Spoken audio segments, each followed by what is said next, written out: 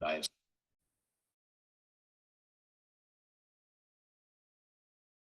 Can everyone see the screen? I just want to make sure if folks are seeing the presentation.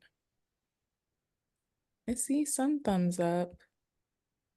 If you're not, just so you know, at the top, there's one that says meeting, and then there's one that says Haley Holton's screen. Click on Haley Holton's screen. And I say this because I just did that.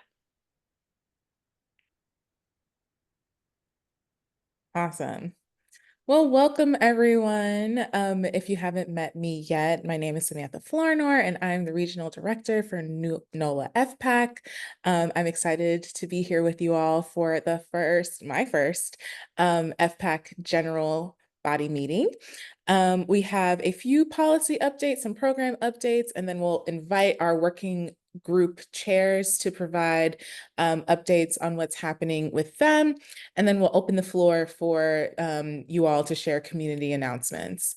So with that, I'm going to pass it off to Alyssa. Sure. Hey, y'all. Sorry, I got distracted because I was still reading the chat. Okay, so there's a couple SNAP changes, or two major SNAP changes that went into effect a couple days ago. One is the age limit for what is called ABODs, which are able-bodied adults without dependents. It used to be from the age of 18 to 52. Now it is 18 to 54. So those extra 2 years, folks are now, they have a work requirement. So it's gone up. And basically, if you are what's considered an ABOD, you have to get a certain amount of work per month that is recorded, or show that you are looking for a job during that time. And so that's changed. The other thing is that there were time limit waivers in 33 parishes. How many parishes do we have? Anyway, there were time limit waivers in 33 parishes.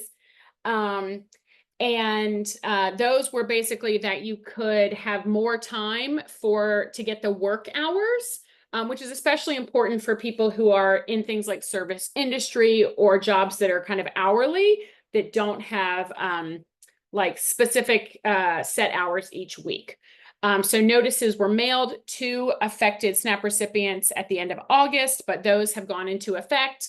I imagine we will be working on figuring out some advocacy around these things in the legislative session.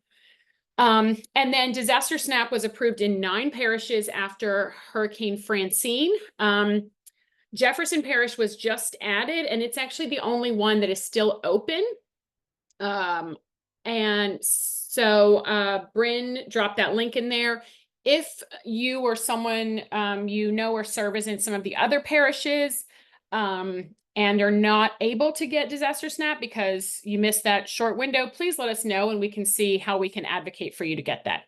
And then automatic SNAP replacements and supplements were in those parishes, in these 9 parishes, people who are already on SNAP either got a replacement or a supplement. And that's all in the link that Bryn dropped. If no one has any questions about that, next slide, please. So that's kind of one of our state policy updates, federal policy updates, and Devin can correct me if I'm wrong because this thing is an ever changing and moving target. But the excuse me, the Farm Bill expired again. If you all remember, we were on a continuing resolution. It expired again September 30th. Senator Stabenow, who is the ranking member on the Agriculture Committee, she is determined to get one out in 2024 because she is retiring from office. So this is kind of her legacy. And House Republicans also agree that if they can get the continuing resolution, there's a chance for 2024. We, along with many other organizations in the state and nationally, are pushing for a 2024 Farm Bill, but only if it's values-based. And so a lot of that depends on the election or elections. And so the only chance for a Farm Bill really is during what's called lame duck session, which is between the election and the end of the year. And we really won't know anything more until after the election. Devin, is there anything I missed in that update? No, it just is a weird time because the odds of it actually happening during the lame duck session are kind of going up as opposed to going down, which is not something that we really expected. But there's some weird folks that we generally don't align with in terms of commodity representation are also pushing for a farm bill to happen sooner rather than later due to some kind of economic context stuff. That if anybody wants to talk about, I'm happy to get into it. But yeah, it's a weird time. Devin, do you want to talk about Stop the Farm Line since you're a partner on that? Or actually, I can talk about it if you want. I can do it. Okay, great. Yeah, so as part of my work with FPAC, also hi, Devin, policy and research manager between FPAC and Sprout. We are doing some advocacy work or kind of cutting our teeth in terms of litigation-based advocacy around the farm line case. So that is the farm line is the forced labor of incarcerated people that are in Louisiana State Penitentiary, Angola, that work the prison farm there. So there are efforts, and these have been ongoing, but there is a particular case, Vote v. LeBlanc, that is going to go before a judge the week of November 18th to stop the farm line. Again, this is forced labor, so this is different than like rehabilitative programs that involve like horticulture and farming as kind of like a good thing. This is these people are not paid, they are not given a choice if they are put onto the farm line, and it is often a punitive mechanism, and there are no farm worker safety precautions being taken. Thank you for dropping the petition in the chat, Alyssa and Bryn. There's a lot of like really powerful storytelling and journalism that has gone in around this, and I can drop a couple of links to some of those. But we are working on figuring out a plan to get people to the courthouse in Baton Rouge during the case, and are hopefully going to be partnering with some folks that have longstanding connections to abolitionist-based work and have a base in folks that are formerly incarcerated, are family members of incarcerated folks, yeah, that are kind of closer to the belly of the beast on this issue. We're coming at it from the kind of food side of things. Thank you so much. And there was more information, and the petition also went out in our newsletter yesterday. All right, so we are once again doing our Zula Fate program with Xavier. For those of you who do not know or are not familiar with this program, we have partnered with Dr. Knapp to host 15 students to do this sort of 8-week program where they are learning food advocacy skills.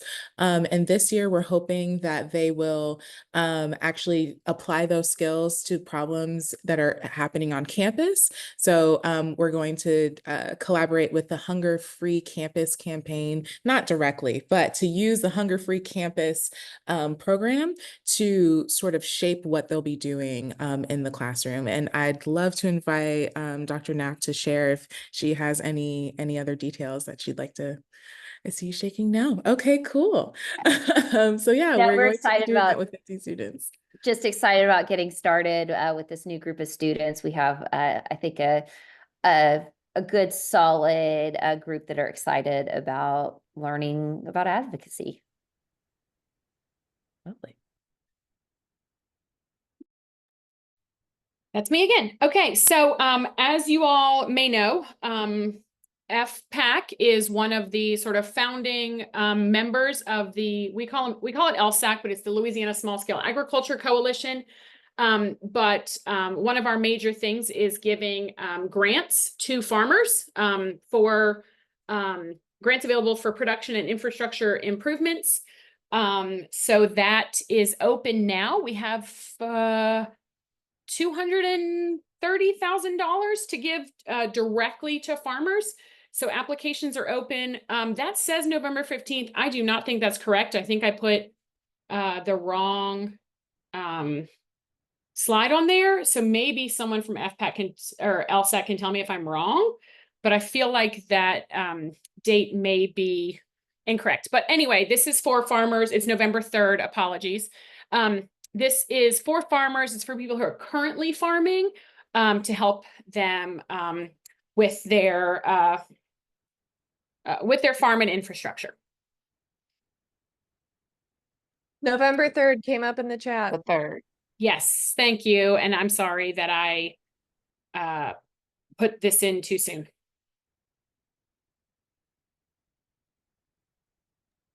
Farm to ECE, our statewide network, has our next meeting October 8th at 1 p.m. We are also doing a harvest week during October 14th to 18th.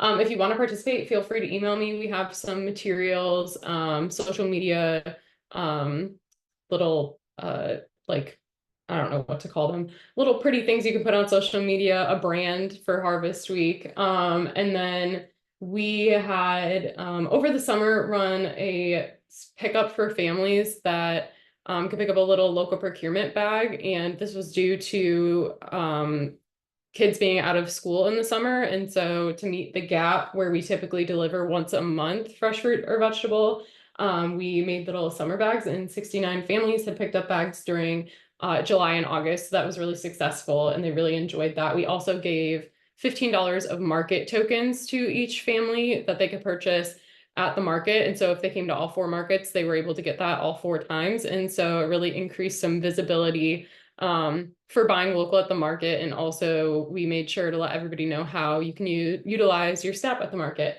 So that was really exciting. School's back and we are back in centers. We are fully going back for Harvest Week, and then we'll be there every single month after that. And so right now we're kind of working to get gardens back together and ready for planting. And during Harvest Week, we'll celebrate by making little seed packets and then taking some of those seeds and planting in our garden as well. And again, if you would like to participate in Harvest Week, if you have a school or early care center, please send me an email. Oh, this is a little graphic that Bryn made for the Harvest Week. So we can send this out to you.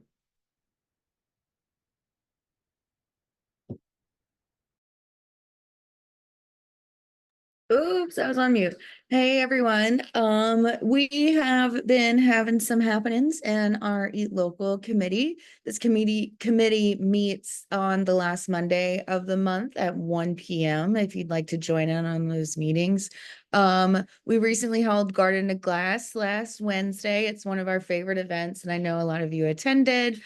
We had around 300 attendees, and we had 7 local distillers. The best overall winner was 7-3 Distilling. Most unique was Noel. They're a new tequila company. Most photogenic was Roulaison. They had a really cute paper airplane. The theme was Take Flight, to honor the Boeing room that we participate in. And then we also implemented a new local impact award based on the distiller that was using the most local products or had the most interaction with the local food system, and that was Laissez-Verse. They had made a really good blueberry syrup made with blueberries from Mississippi. So that's a super fun event, and it was another year, another success. This is a picture of the FPAC staff at the World War II Museum.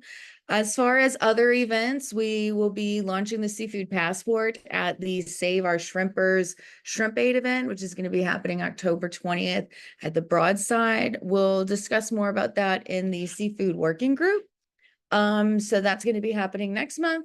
And then we have plans for a late November or early December bike ride. We have those usually starting out of Crescent City Farmers Market. So that'll either be starting or ending at a market, and we'll be traipsing through local urban farms and local food spots. So if you'd like to be in on that, we've started organizing as a committee, or if you would like to host us as a stop, please let us know. And like I said, the next meeting is October 28th at 1 p.m. And I'm going to drop my email in the chat if you would like to be included in those.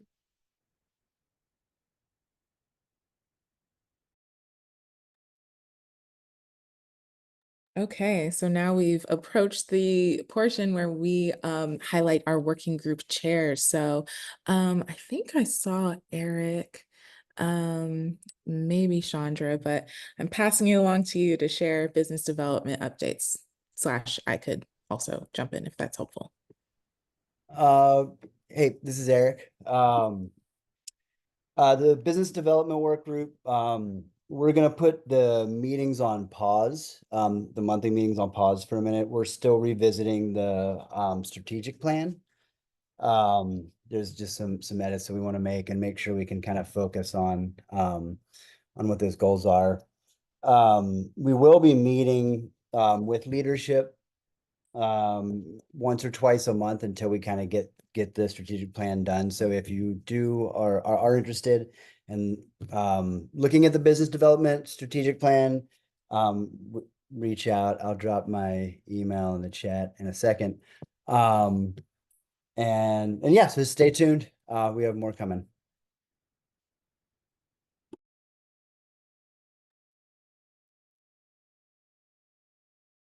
Seafood. Hello. I don't know if I saw it. Oh, thank you. Hi. For those of you who haven't met me, I'm Rachel Kimmel. I'm the co-chair for the Seafood Working Group. I'm with Audubon Gulf United for Lasting Fisheries through the aquarium.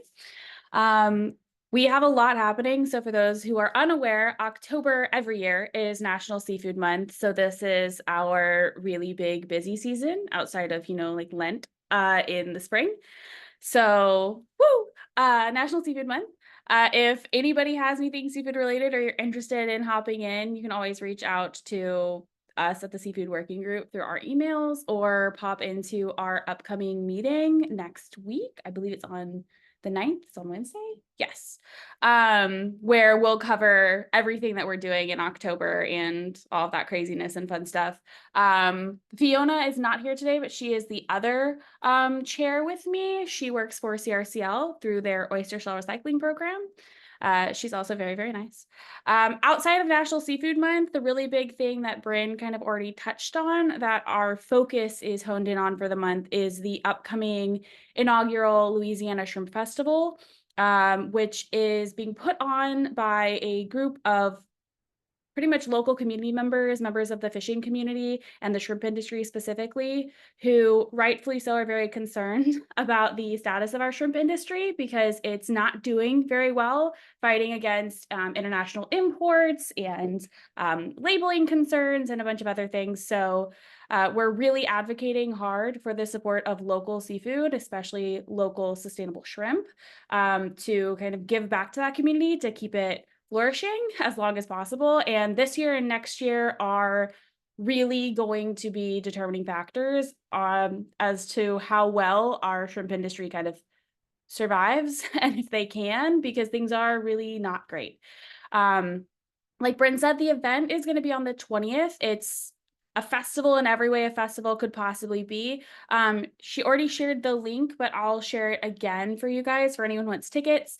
It is going to be pretty much pay what you can. So there's free admission, but there's also for people who are able to donate essentially for various ticket levels. All of those funds will go into a large fund that will then only go to support various shrimper specific projects, whether like as the fishing community determines essentially. So all that money will go back directly to the community. So if you're interested in learning more about that, pop into our meeting next week or shoot me an email and we can always talk about it outside. It's very big, very exciting. And for anyone who's kind of heard about the big imported shrimp scandal that just happened this week at the Shrimp and Petroleum Festival.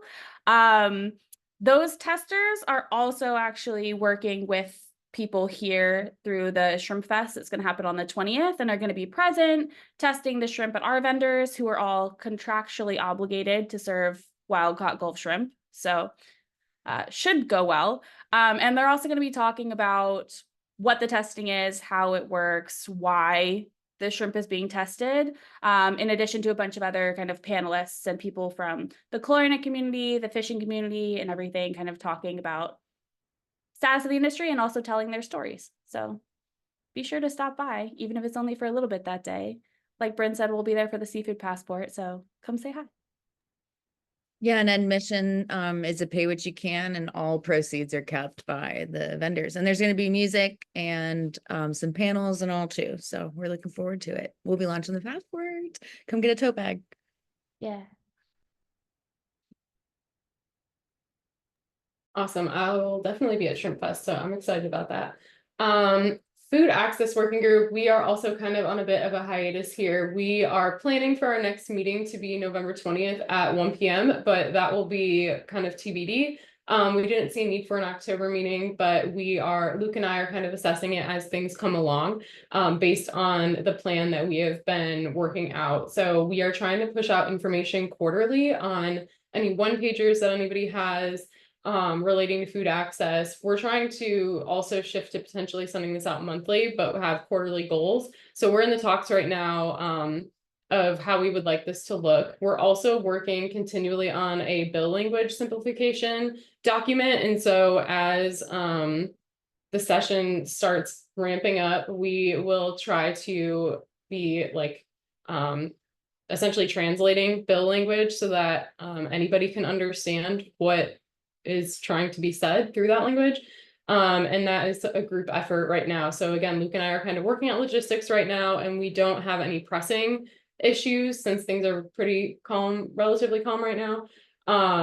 So again, look out for November 20th, but it may be potentially moved to December or next year, depending on necessity.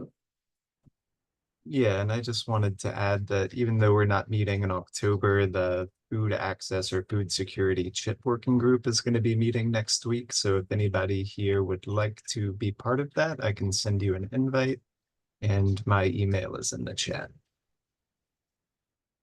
Yes, highly recommend going to that meeting. Thanks, everybody.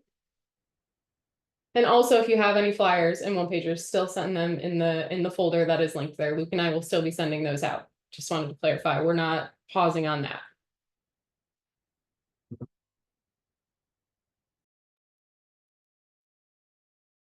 Food production. Devin, do you want me to take this one? Sure. Okay. So food production, super exciting news. This New Orleans Urban Ag Liaison has been hired. Can we say who it is yet? Has that been released? Do we know?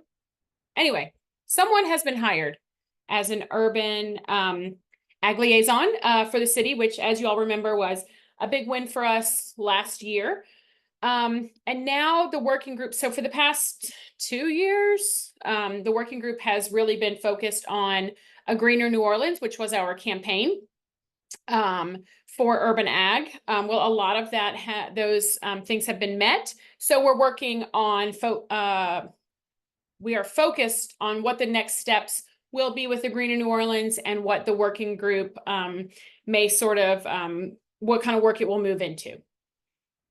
And Devin, did I miss anything? Okay, great. Climate and disaster. And this is co-chaired by myself, Devin, and Maggie. So either of you all feel free to jump in. But our next meeting is October 10th at 1 o'clock. Let us know if you want to be on that list. We are working on a disaster plan, which really is just more of a framework for how we connect with each other when a disaster happens, because we know that, you know, the best disaster planning is really just connecting with each other. And so there is a standing twice weekly food system Zoom call for disaster response. If a storm is named in the Gulf, we activate this. We had our first post-storm call post-Francine, and it was really a good way for us to figure out what those meetings are going to look like, what information we need to share, and the structure behind them. And then I am going to pass it to one of our friends at LSAC or at Sprout to talk about the farmer climate convening, if you'd like. I can step in here. I also want to say I just dropped in the link to Sprouts community calendar because that was the easiest place where we have the link for those calls that Alyssa was talking about that happen post storm. So you'll see, I think they're called like farm and food post-disaster calls. And we have, so moving to the climate convening, we're having the second annual Louisiana Farmers Climate Convening, January 5th and 6th, at Chico State Park, which is where we had it last year as well. It was amazing, and we're hoping it will, that we will be able to meet the high standards we set for ourselves, but it is really geared towards farmers in Louisiana and how we can come together and do our best to adapt to our changing climates and to weather the storms that come our way. We make it, last year was no cost for farmers, and we're hoping that we can do that again. And yeah, there will definitely be more. The registration is already up. We have an Eventbrite, so you can send that around or sign up yourself, and we'll be kind of solidifying the details around the event in the coming months. So yeah. I just wanted to chime in really quick. Registration is not open yet. We do have a save the date, which is the Eventbrite. So just to be clear, if you sign up for the Eventbrite now, you are not registered, but you will be put on, our list, and you will have a calendar hold for yourself to eventually be registered, which should be live in like 2 to 3 weeks.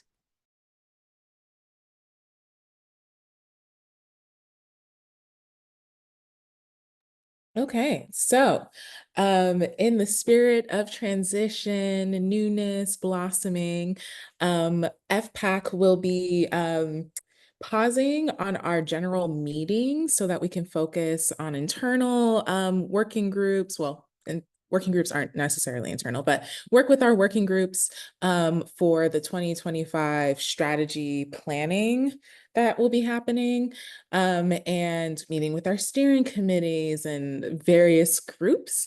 So this is going to be, so far, our last meeting of the year. I'm also hoping that in between now and the end of the year, that I get to meet many of you in person and to hear your thoughts and feedback. So we are really excited to plan for what FPAC and all of its iterations will look like, especially with the launch of Louisiana FPAC. So any thoughts, testimonials, ideas, questions that you have, please feel free to email any of the staff, but especially me. The general email is nolafoodpolicy@gmail.com, but if you feel more comfortable having a face to whoever you are emailing, feel free to email whoever feels most familiar to you. I'm also inviting you all to please leave comments before you leave this meeting in the chat of what you would like to see in these FPAC general meetings in the future. What ideas do you have? What questions can we bring, or what ways can we freshen up so that this remains a valuable resource for you? And with that, we have room for community announcements, unless any of my colleagues have anything to add to what I just said.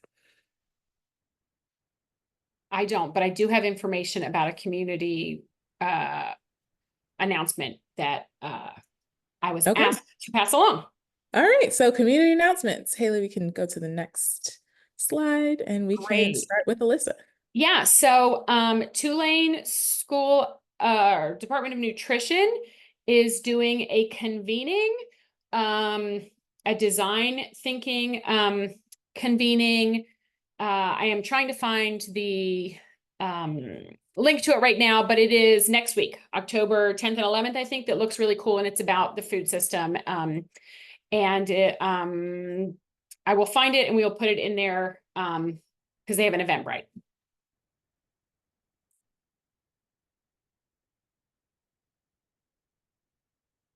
And if you have an announcement that you'd like to share aloud or put in the chat, feel free to raise your hand using the React button. That's the heart, and then there's a raise your hand function, or come on unmute. Thank you. All right, let's start with Chelsea.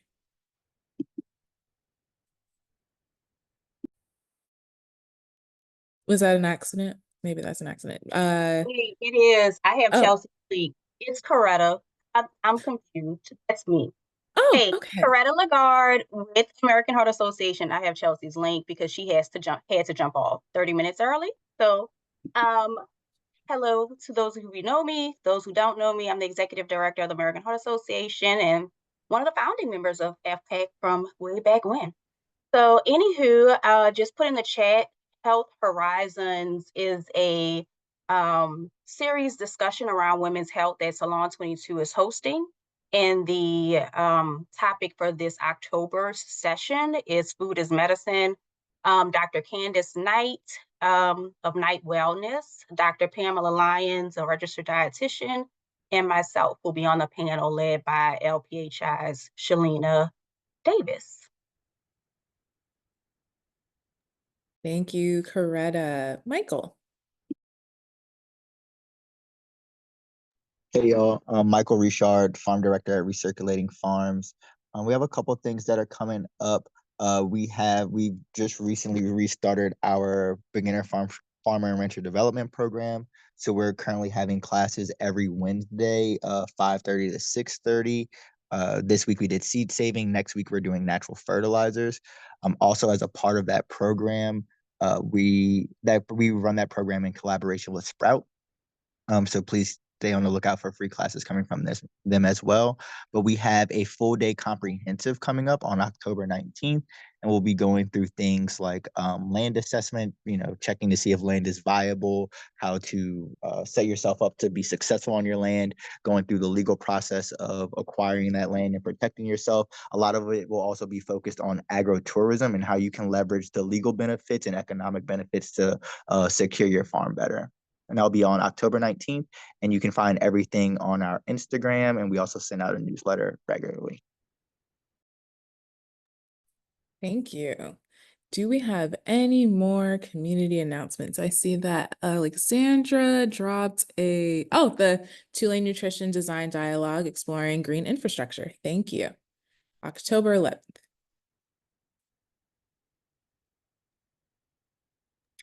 Mina. Yeah, I just wanted to piggyback off of Michael and announce we also have our comprehensive day as a part of the BFRDP, and that will be Saturday, October 12th, and I will drop the link in the chat to our Eventbrite, and that's going to be a comprehensive deep dive on urban agriculture and the history of it, and ways to get included in stuff, and then we'll have representatives. Anna Timmerman will be there from LSU Ag, Asha McIntyre from Southern will be there, as well as some representatives from the FSA, NRCS, and the USDA. And that is October 12th at Press Street Gardens with, in case it rains, we will be at Press Street Gardens or Press Street Station. But I dropped the link in the chat. Awesome. And then Michael did share in the chat that Recirculating Farms also has become a glass half full drop-off site. So along with your compost, please bring your glass to them. They will happily process that. And then I see Stacy.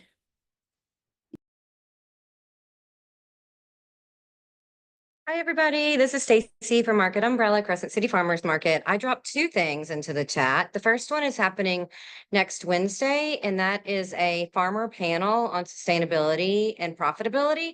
And we're doing that with Sprout and also with Louisiana Central. Should be a lot of fun. It's free for everybody in Hammond.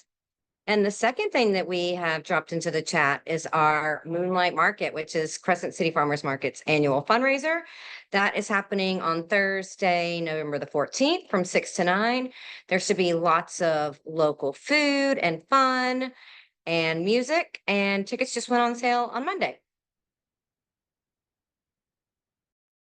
Awesome. Thank you. And then I saw that Hunter dropped at the STEM Library Lab. We have an Ed Opportunity Database that is free online platform that nonprofits, businesses, and other community groups can post flyers and info about a wide range of events on to inform the K through 12 educators, students, families, etc. So please feel free to reach out to his colleague Peyton, and all of that information is in the chat, but I wanted to read it out loud to ensure that everyone got that.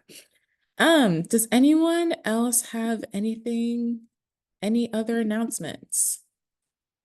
There are a lot of other folks here from Sprout, but I dropped in the chat our hiring page. We're hiring for 2 roles, a land and equity director as well as a farm manager for our pending move. Check those out and please share with your networks. Fantastic. All right. I believe many of these events were in the FPAC newsletter, which went out last night. So I will loop back and forward that to everyone and include all of these links and resources. Unless anyone else has anything else to share, I will invite you all to please drop that feedback that I asked for earlier into the chat, or I invite you to email me or send an anonymous letter. I am happy to share my mailing address if that is how you prefer. And with that, I bid y'all adieu. Unless Alyssa, do you have something? I just wanted, if you could just remind people what feedback you wanted. Oh yes, feedback on what you would like to see at future FPAC general body meetings. Or if you'd like to see something from FPAC in general that you have not seen before. I can't promise everything, but I can at least try. I mean, I'll take the creepy letters. It is spooky season, so it could align with the vibe. Hey, this is Annalisa Kelly. I'm so sorry. I'm with Jedco, and I'm happy to share more about the announcement. I was just on a call and so couldn't share more. But if anyone's curious, I can give like a 30-second overview of this new incubator we're developing. Sure, please. Yeah. So I shared one of the articles about it, but we met with a variety of different organizations and businesses across the Southeast Louisiana region over the last couple of years since the closure of Edible Enterprises in St. Charles, which was previously the only food and beverage incubator for CPG of that size. I know there's a number of commercial kitchens in the area that do offer space as well, but anyway, since that closure, we worked with GNO Inc. and a few other folks to do a needs assessment. And then we just got a major award from the federal government and some state and local match to actually construct an incubator for this region. There's obviously LSU Foodie as well in Baton Rouge, but we met with them and they're bursting at the seams and we're like, y'all need one in the GNO region. So it'll be in Jefferson, but it'll serve the whole region, and would love to talk to anyone about it. I put my email and my phone number in the chat for anyone who wants to learn more.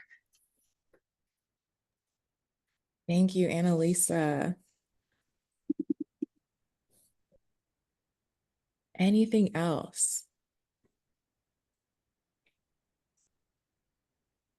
Going once? Do we have a date for the next meeting that we'd like to announce? No, not yet. I will be sure to Sorry, email everyone. Okay, I set us up. Once we have determined that. All right, then feel free to say goodbye in whatever way moves you. And I look forward to seeing you all in person or online again in the future. If Haley, Bryn, and Alyssa, can y'all stay behind? Otherwise, we'll be here in case anyone has any questions. Bye, y'all. Bye, y'all.